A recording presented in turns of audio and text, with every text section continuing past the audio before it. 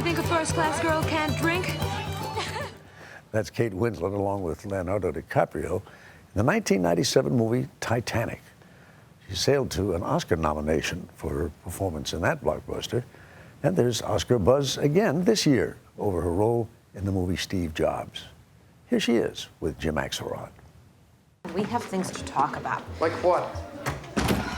As the fearless aide to Steve Jobs, We're not going to sell 1 million in the first 90 days. Joanna Hoffman was a lot of things. A high-powered executive, a marketing genius, What happens when they find out that for $24.95 there's nothing you can do with it? I don't care if she put a and, as played by Kate Winslet, You're going to fix it now. the moral center of the movie Steve Jobs. But what you make isn't supposed to be the best part of you.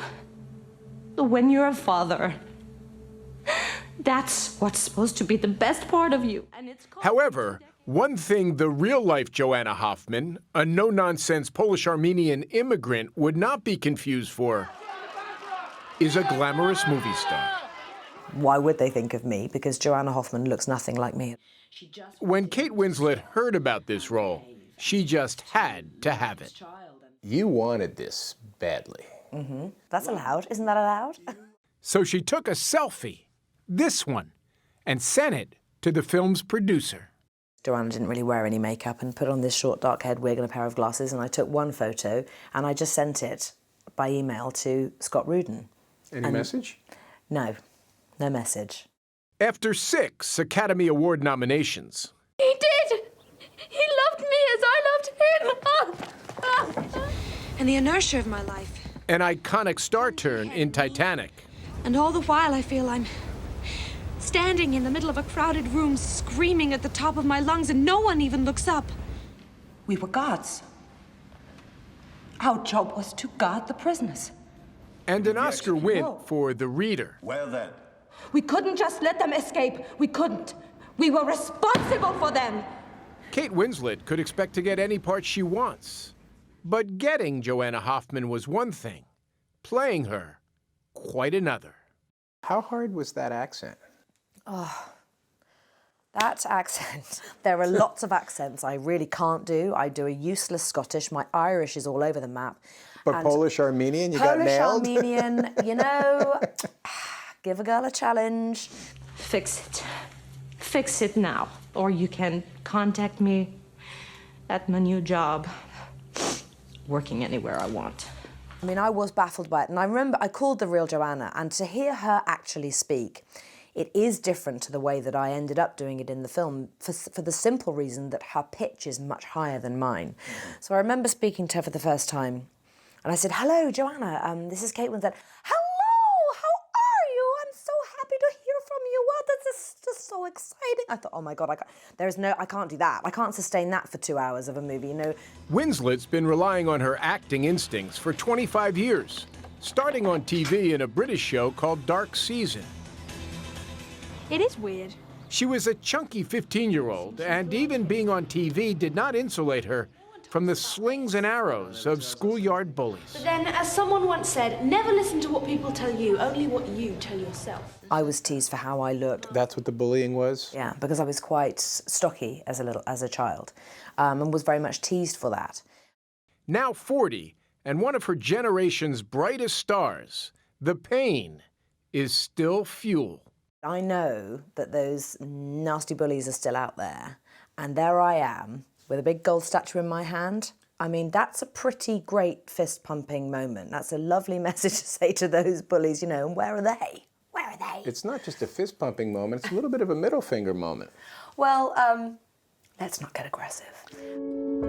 It's about a presence, a radiance that But even when you're the face of Lancome Cosmetics, there's not enough makeup to cover the scars of teenage teasing. She speaks loudly and clearly about body image, often insisting that her image not be retouched. I am in an industry where I have to do interviews, much like this one. You know, we walk down red carpets, you know, it's part of the job. But I think I feel very strongly that it's important to also say to young girls, look, we don't look like that all the time. By the way, you sat down with us You can hold that up there for the... The coffee? No. Oh, this? Okay. Right, so I sat down with you because today I did my own hair and makeup because it's easier, frankly, sometimes. And I came into this room and I said, okay, I am the hair and makeup team, so someone tell me if I'm shiny. Blunt as she is about gender and beauty, Winslet seemed to struggle a few months ago after Jennifer Lawrence shined a spotlight on the issue of pay equity for actors and actresses. Winslet was asked about it by the BBC. I don't like talking about money. It's a bit vulgar, isn't it? I don't think that's a very nice conversation to have publicly. That reaction caused a bit of a stir. So this notion of, I don't want to discuss any gap in pay, gender gaps, it's vulgar. Yeah, let me explain. So, what I think is vulgar is to be talking publicly about actual earning of money. That is, I mean, even as I'm saying it now, I'm slightly being sick into my mouth. I'm British. We don't do that. Jennifer put it brilliantly. She did it so gracefully and graciously. But what I object to is, unfortunately, the line of questioning that it almost gives journalists permission to open with, which I don't like. I fully had a journalist say to me, so do you know if you got paid more or less than Michael Fassbender? I don't ever want to be asked that question, and I certainly wouldn't answer it. That's what's difficult. Would it make you feel better if I told you that if I am ever in a situation where I feel that there is something unfair happening, that I always stand up for myself? Would that make you feel better? Not about what makes me feel better. I'm just wondering if you think... I just want to try and answer your question in as delicate a way as I can. I'm just wondering if, in theory, is it wrong if there is a gap? It's very difficult to answer that question because every situation is completely different. But if you have a man and a woman in a movie of equal experience, of equal-sized role, who are saying the same number of lines, is it wrong that the guy gets paid more than the girl? You bet your bottom dollar it's wrong.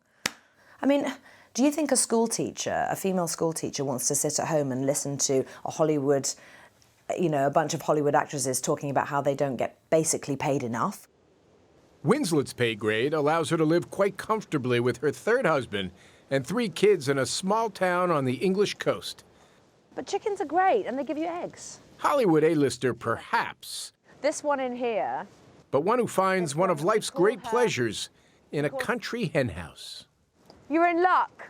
Look, this means that the little bantams, the little black ones, have started laying. This is really great, actually. I must tell you, this is exciting. Well done, everybody. For Winslet, happiness is running to the store with no worries about dodging paparazzi. You have to have a home and somewhere to, run and hide. And also, we're very fortunate. It's a lovely community where we live, and so yeah, we're just part of the community. You can run and get a quart of milk and not have to worry about anything other than getting the milk. Not a problem. I even do the school run in my dressing gown, bathrobe, or pajamas. Yeah, absolutely. At this point, it seems Kate Winslet doesn't want to live a second more of her life than she has to, worried about appearances. Unless, of course, she's changing them herself to snag a role that just might put her in the running for her next Oscar.